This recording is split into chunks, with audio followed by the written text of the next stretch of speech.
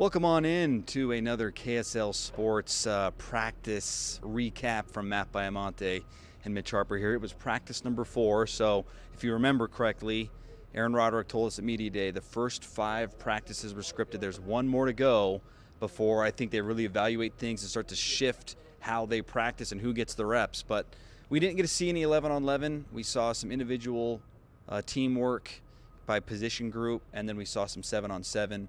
What were your thoughts from what we saw, Mitch? The 7-on-7 work I thought was kind of interesting. I mean, I don't know how much you gleaned from that, like as far as determining the quarterback battle, but I thought there was some big plays. I thought the highlight play from the 7-on-7 work was Jacob Conover throwing an absolute dime to Isaac Rex in the corner. Like, it was like right near the goal line in the corner. It was a beautifully thrown ball. Isaac Rex extends, catches it. It was a great pass. The first quarterback that we saw in 7-on-7s, oddly enough, was Soljay Maiava-Peters. Then it went Jaron Hall, then Baylor Romney, then Conover. Again, don't look at that as, Soljay's QB1. It was just, again, 7-on-7 work, but also giving Soljay some reps to work with some of those, first team wide receivers. He was working a little bit with Neil Powell early on. He had a completion to Neil in the early part of 7-on-7. So I thought that was the most standout play, the Conover to Isaac Rex, but I really liked what I saw once again from the quarterbacks. And it was every single snap where there was a quarterback change. I Yes. think that's important to note. So I think it's fair to explain that this was situational. Yes. I think that there was specific plays they wanted to work in the red zone in particular. This was, at one point they were about 35 yards out and moving in, and then it just progressively got closer. I think a couple more notable plays. Jaron Hall did throw an interception. It was on sort of a wheel route to Bentley Handshot. D'Angelo Mandel made an outstanding play. Just blanket coverage. Yeah. I mean, I thought it was All over him. I thought it was a well-thrown ball. It was right to the back pylon of the end zone, but D'Lo made a play. Hanshaw did not win that one-on-one battle, so could you blame on Hall? Yeah, I wouldn't. I mean, we were right there. I don't think that was on Hall. One other play that stuck out to me, too, was also Jaron Hall. There was a nice, I don't know if it was a corner route or if it was just Gardner Romney running down the sideline, but there was a nice, 20 to 25-yard intermediate pass from Hall to Romney that I think got whistled out at the 1. Gardner Romney still making a name for himself by getting out of bounds or stopped short at the 1-yard line here in camp. Yeah, and that pass was actually, I was going to bring that up too, because it was a little bit wobbly on the ball that Jaron Hall threw, but he did get it to Gunnar Romney, and then Gunnar, of course, was stepped out of bounds. But yeah, I thought Jaron Hall, it wasn't as good as what I saw in day one in the team portion. I felt with Jaron, I thought the best quarterback that I saw was Conover in terms of just the zip on the ball, the velocity. I thought also Baylor Romney looked pretty good today too. A lot of intermediate throws out of the backfield to some of the running backs, and that's once again going to be a big piece to what BYU does in 2021, I believe. I talked with Hinckley Folau-Rapati here after practice, and he was someone in day one, had a great wheel route catch that stepped out of bounds from Jaron Hall, a 52-yarder, but he's someone that also had a nice touchdown grab from Jacob Conover out of the backfield as well in the 7-on-7 portion. So BYU's got nice options in the receiving game out of the backfield to complement these great receivers and tight ends. Speaking of the wide receivers, did not see Samson Nacua or Puka Nacua go through 7-on-7s. Now, we saw Puka Nacua in the wide receiver drills. He had a helmet on.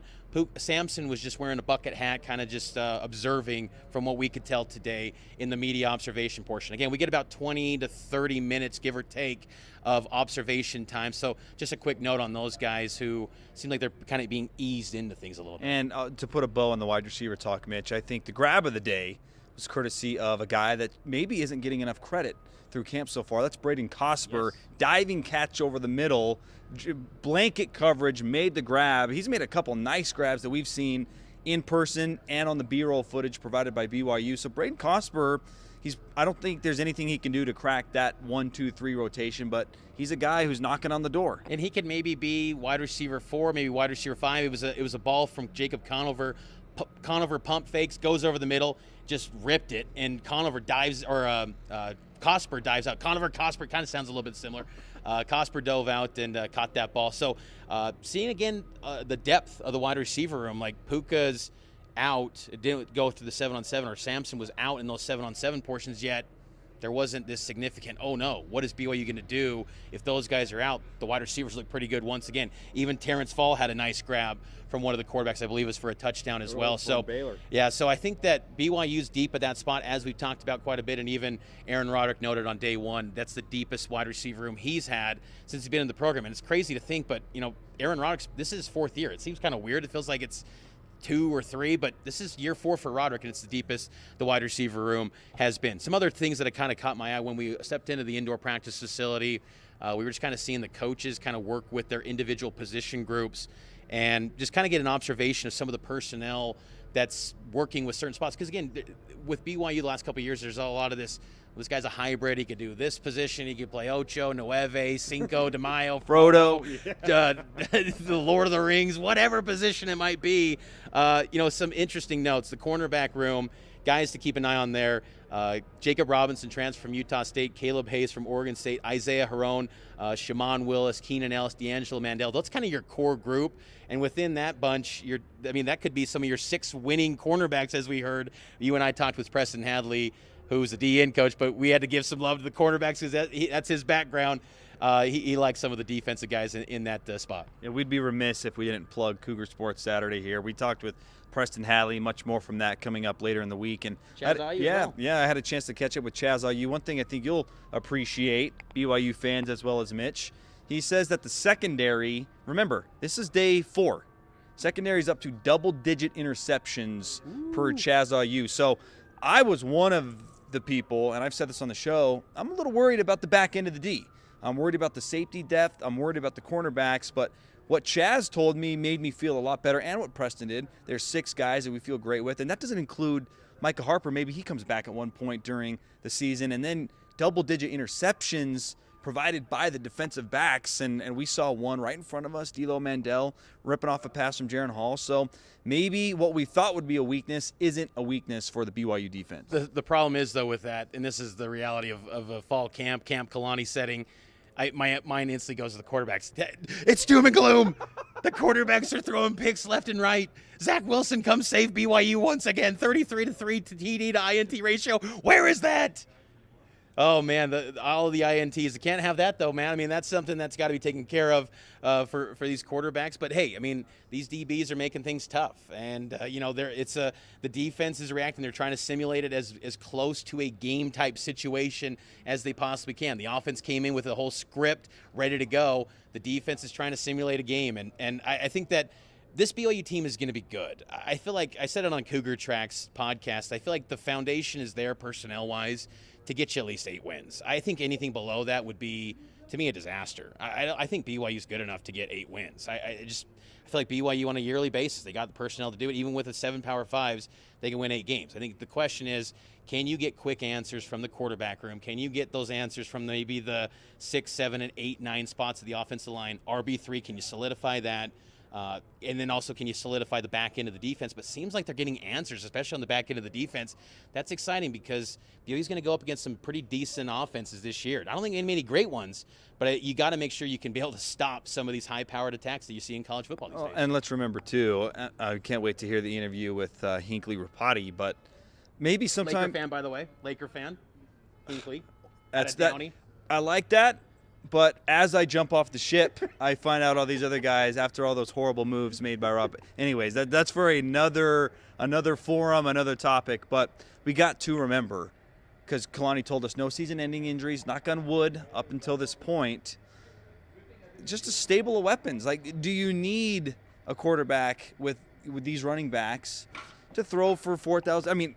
I would love to see that. Yeah. I love the passing game, but is this a year where maybe there is more run than you typically expect? That's a good question, because I think that BYU's got the personnel to just make it. Maybe if you talk about distribution, 55 run, 45 pass. I think there's a precedent. Aaron Roderick a couple years ago said he ideally, if you're going to go on the high end of the passing game, 60-40. That's the highest he wants to go. He doesn't want to go anything more than 60-40 in terms of pass to run. But maybe you are truly a 50-50 offense, maybe a little bit lean to the running game, because Tyler Algier's the most proven commodity in the backfield.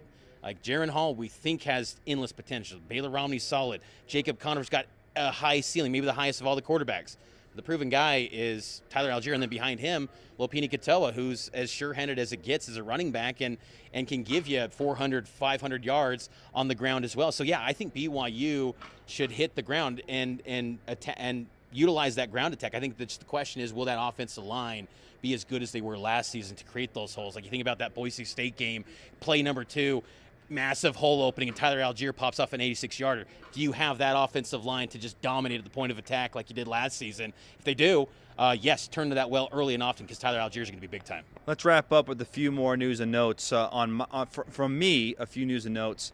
Mitchell Price, a guy that Chaz IU was quick to point out as being a guy who is just assignment sound, knows what he's doing, made the switch from cornerback to safety. I would not be shocked if he is a second-string safety against Arizona. I think, for sure he's going to be on special teams, but, man, has he impressed? He's really dang good. Chaz IU also mentioned, I thought this was interesting, he is patterning his game as safety after Jalen Ramsey. So he considers himself a physical guy, but what's been his real focus in fall camp? It's been man coverage. He's like, I need to blanket guys, and he's like, a lot of balls haven't been thrown my way, so I feel like I'm doing good work. So I thought that was interesting from Chaz IU. And then I think one other news and note that I thought was interesting was Terrence Fall is a guy who you mentioned having that touchdown. He was in several plays. Now, again, it was people were switching every single play. You can't really determine 1s, 2s, and 3s from what we saw on 7-on-7, but that's another guy where I think he's taken advantage of the Nakua brothers not being in some of those situational pieces of practice. Yeah, and he's a developmental prospect originally from France, moves to the United States a couple years ago, and great story. He's someone that down the road, you hope you don't have to turn to him this year, but maybe next year, 2 years from now, he's a key contributor for the program. Other things that I want to hit on real quick, defensive ends, because I know Cougar fans, they want to see those sacks. Who are the sack artists of the program? I believe Tyler Batty's going to be big time. Pepe Tanavasa, we keep hearing great things about the Navy transfer, and I felt like last season linebacker, he was phenomenal against Navy, and kind of just fell off the face of the earth a little bit. He's now at D-end. He is going to be a factor. He's going to play a lot of snaps. Him, Lopa Leatawa, Tyler Batty, that's your top 3 defensive ends. And then you think about guys like Fisher Jackson, Blake Mangelson, Mikey Petty. Young guys, probably haven't heard of those. A lot of walk-ons. But that's kind of some of the younger guys coming up through the ranks for Preston Halley's room in the defensive end. Some interior guys, Lorenzo Fauatea, Gabe Summers, Earl Mariner. Those are going to be some of the guys in the anchor. But, in the middle. But you can switch out a guy like Lorenzo Fauatea if need be to the edge. So BYU is pretty versatile, the defensive line. I think it's a better position than I think you would look. I think on the outside looking in, you think that's a big question mark. I think they're going to surprise some people this year. I think Elisa Tuiaki and Preston Halley tag teaming that area, I think it's going to work out nicely, because I think it's almost difficult to manage that entire room, because they're kind of different body types, different positions, different philosophies.